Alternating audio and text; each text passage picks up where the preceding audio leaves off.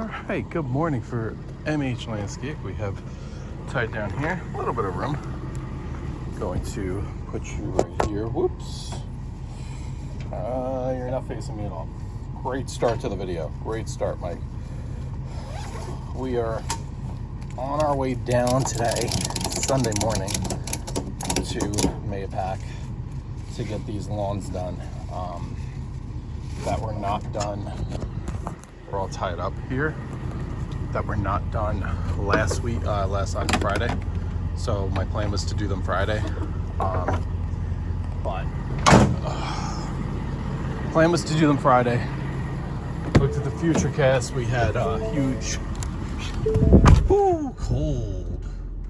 We do not need max AC. Let me even put this up. Time and temp. What do we got? 70 degrees. 8:38. It's gonna get up to mid 90s again today. We have had a heat wave of 1, 2, 3, 4, 5, 6 straight days. I don't know. It should be 6 probably, but it's probably technically, you got to watch the well right there. And then I'm not sure where I want to come out with this because we have the sewer right there, but that slope is freaking crazy. So I might just go. Oh, my coffee spilling. It's in the wrong cup holder. I really gotta watch out for that thing. I'm gonna go this way. I'll just turn the truck around. Trying to avoid staying off my driveway. I mentioned part of our driveway got paved. They were paving this one and paving a bunch of other driveways around, and what happened was they asked me for extra. I explained in the last video, which I don't know if I might morph that together with this video. But anyway, I want to stay off that with the truck at least for a little while longer, because that's a lot of stress on the edges of the driveway. It's a lot of stress on the turning. Obviously this thing weighs a lot. Look at the Super Duty. That thing's beautiful. Super Duty and a Navigator. This is this is where I live. No, they're doing my major projects. There's just beautiful homes around me. You can just see all these beautiful homes. I do not live in one of these, but that one's actually for sale, and the neighbors weren't so bad. Not my own neighbors, but the neighbors there. I would really consider it. But anyhow, what are we doing? Like I said, we're down to Putnam today. Hate to do it on a Sunday. Hate to miss church, but I also hate to miss my own. I hate to waste the day. I don't want to go down 30 minutes to church, come back up here, then drive. It takes almost an hour to get down there because I can't do highways with the mowing. To do a few lawns to come back, it's literally the waste of a whole day. So that's not happening. But I don't know if I'm circling this driveway. I don't know if we're gonna do a deck. We're gonna get a bunch of estimates for a bunch of different things. Let's see. But look at this setup right here. Beautiful. That's my new little patch right there that I don't want to mess up with the truck. Anyway, like we said, we're off to the races. I've been rambling for 4 minutes. I apologize. This week, the week ahead, what are we doing? So this is actually a very busy week for me. Unfortunately, well, we're just gonna have to see how it plays out. I'm off from my regular job on Friday because it's Juneteenth. So that's gonna help me catch up with a lot of work. Tuesday, I usually get a late start, and I have a meeting which might push my late start even further back. Wednesday, usually I get my earlier start. Oh, I have no idea Just want to make sure I have keys to the mower. I know I took them off the mower. Oh, we're starting to clear this out again. They were clearing for a while, and I think the town told them to stop. Now we're clearing again. Cat 318.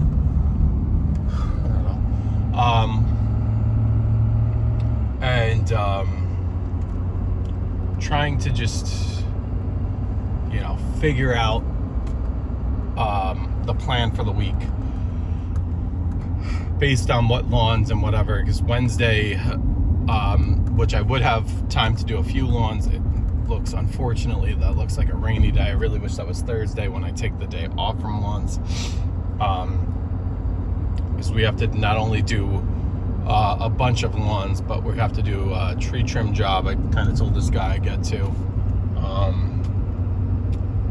I did tell him if it wasn't this week, it would be the following week. I just don't want to put the pressure on myself for the following week in case it's just nothing but bad weather and what have you. So we're going to kind of see what this week brings, and then next Saturday is an extremely busy day for us. I've been doing these lawns on Sunday. I really don't want to do them on Sunday, but I can't do it on Saturday. So it's either going to be Sunday or Friday if I could squeeze them in on Friday, but we haven't. Whoa, look at all of these trucks in here. Not been this way in a week. Really working hard on a Sunday. Jeez, a lot of power line trucks. It's a little NYSEG substation. But you can see, my lawns don't look like this, but you can see this home just burnt out. So I think I'm going to start jacking the deck up a little bit this week. We're not going to mow at 3.5 today. It's going to be more like a 3.75 mow. And then we'll see if I either get to a Friday, cool. If not, whatever, it'll be Sunday yet again. But that's kind of the plan. Yeah, we're gonna go with that. So anyway, I don't want to keep rambling. This has been I feel like a waste of a video. I hate when I do this. But just the week ahead, weather doesn't help if you're in this, especially when you're a part-timer, and can only do so much to either jump ahead or catch up, and it's kind of tough. I want to ask, why do you think this is not a trivia question, but why am I pulling the small trailer? Well, a couple of reasons. I don't need to pull it down today. So originally, I was looking at the Futurecast, and I was going to try and beat this rain on Friday while going down to Mahopac. Obviously that didn't happen. But the day before I was looking, and it looked like I would get, there was thunderstorms in the 7 o'clock hour, 6:30, 7 o'clock hour. I was kind of doing the math in my head and trying to figure out, okay, what does that mean for when I get there? Now, that trailer that I have is big, right? And to be honest, going down to Mahopac, if you know this, if towing that trailer, I only want to take 52, which turns into Route 6, and go down that way. Those are the main roads. That's really the only route I want to take with that. With this small trailer, I can take back roads that save me some more time with no traffic lights and stuff like that. But there's why don't I take that with the big trailer? Well, I could technically. There's no rules that say big trailer can't go, but they're through the woods. They're very narrow, windy roads, so I would take up the majority of the road. So passing some, if you have two-way traffic, it's you either got to pull off the road or what. It's tough. Which the same holds true with this little trailer, but this little trailer's the width of the truck with the wheel wells, and the actual utility, I don't want to say the bed. What am I looking for? The deck of the trailer is even more narrow, right? So, and it's a lot easier to quote unquote off-road, if that makes sense. Not that you're off-roading a trailer. But also the even bigger reason is the low overhang. So it's country roads through the woods, and you have so many branches, like this branch here, this is a main road that looks low, but it's all these branches are all, like they're perfect like 13.5 feet. So they trim them so semis could go under them. Sunday now, so we're not going to see any, but there's frequently like 18 wheelers using this road to cut between 52 and 55.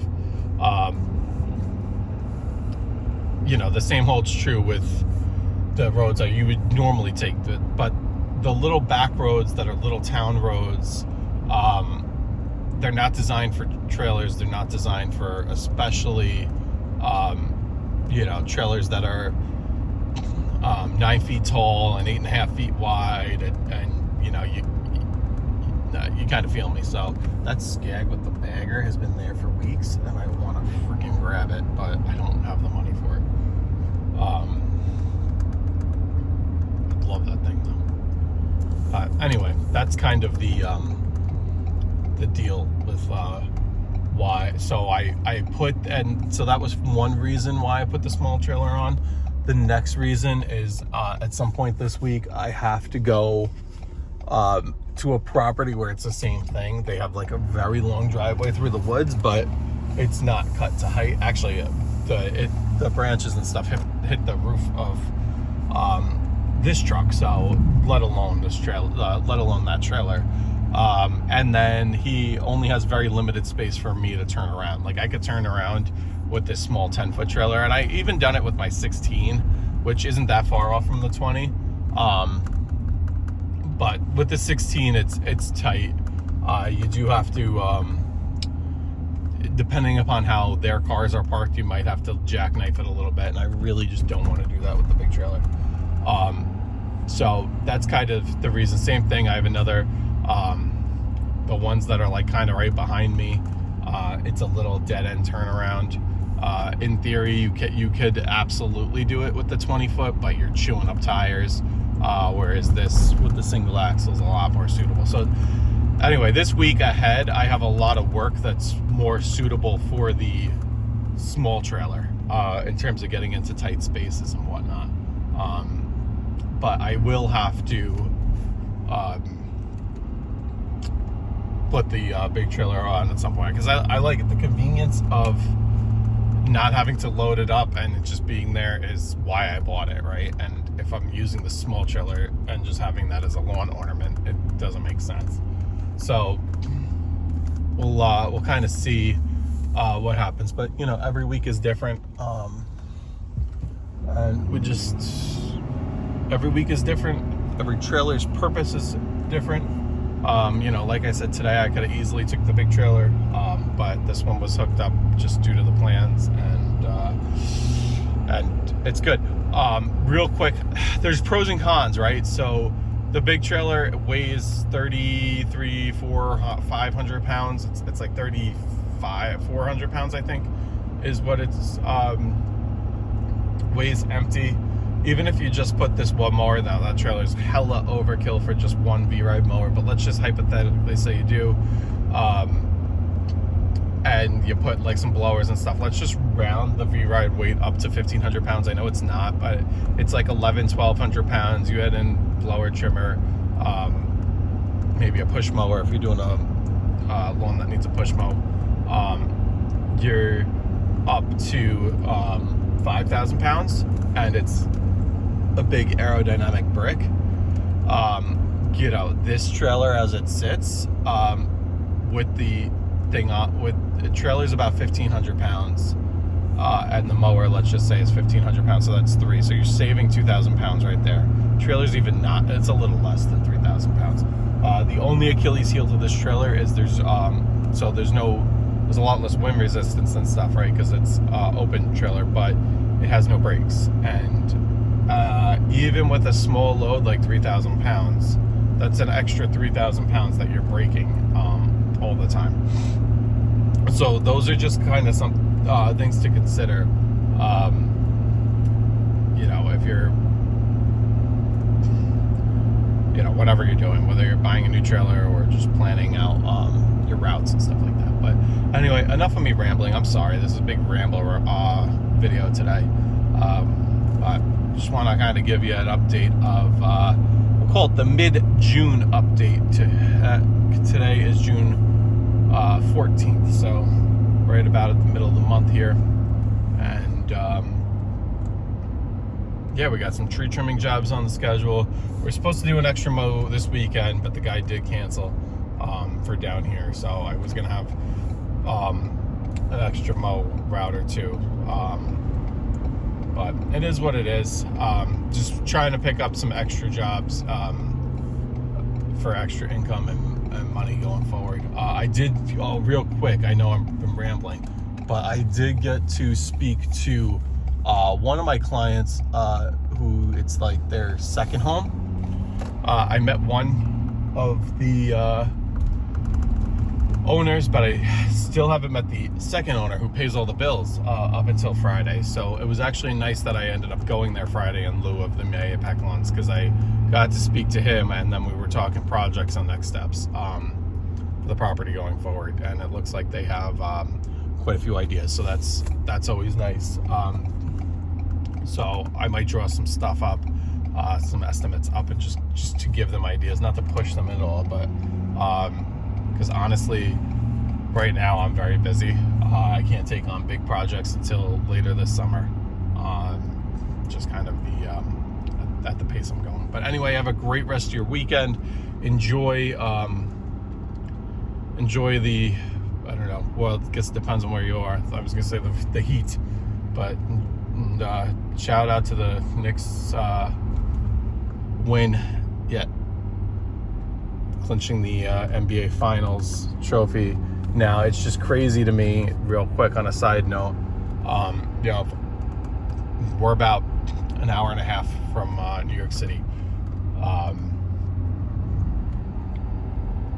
with no traffic. Now, it's crazy to me that they're destroying the city when their team wins. They shouldn't destroy the city regardless, but like, why they're torching buses on fire, it's just full-on riots, they're swinging from traffic lights. Like, what are we doing? Why is that our response? I never understood that. I never understood the need to destroy something, especially when you win. When you lose, it's still not excusable, but like, you have like the angry, pissed off, drunk, like, you almost have that as, I don't want to say an excuse, but like as you could see it, you know what I mean? But for this when you win, to celebrate, to destroy your own city, come on, man. You do better than that. Act like you've been there.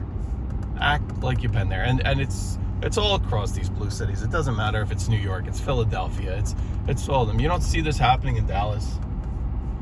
I know that's technically a blue city, but like, you don't see it happening in Miami.